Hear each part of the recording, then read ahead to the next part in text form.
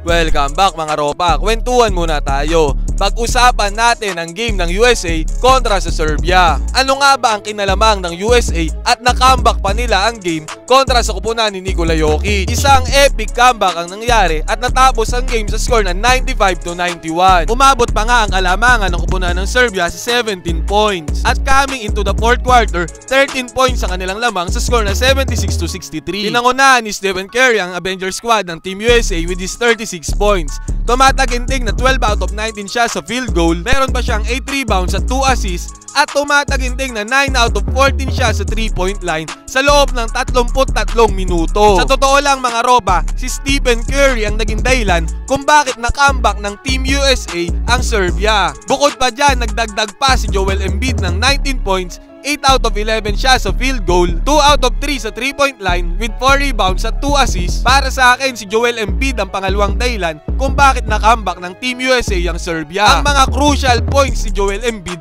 ang nagpa-boost sa Team USA para makahabol sa kupunan ni Jokic. At syempre, nandyan din si LeBron James with his monster triple-double. Monster triple-double yan sa Olympics mga ropa, doing things at 39 years old. 16 points, 12 rebounds at 10 assists with 32 minutes of playing time. Sa kabilang banda naman, ang lupit ni Bogdan Bogdanovic with 20 points, 8 out of 18 sa field goal. Si Nikola Jokic ay nagambag ng 17 points, 5 rebounds at 11 assists. Sabi nga, stats never lie. Kung usapang stats, ito ang full stats ng dalawang koponan. Sa field goal ay 35 out of 61 ng USA, 57.4% yan.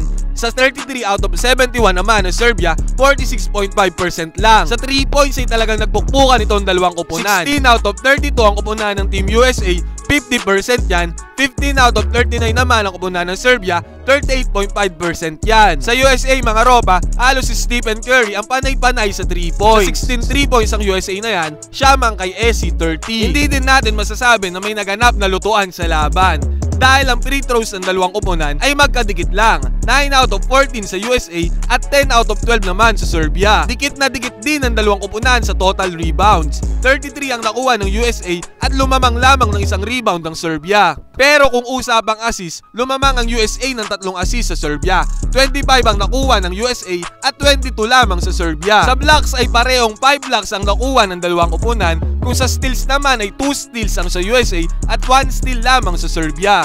Mas madami ang turnovers ng USA sa 10 at 7 lamang sa Serbia. Kung tutusin mga ropa overall, dikit na dikit talaga ang laban ng dalawang koponan. Nagdikit lalo yan nung huling mga minuto na ng fourth quarter dahil nakahabol na nga ang Team USA sa koponan ni Jokic. Ito ang full stats ng game ng Serbia versus Team USA. Abante na ang Team USA para sa gold medal match kontra sa koponan ng France. Gaganapin yan sa August 11, 3:30 AM Filipino time.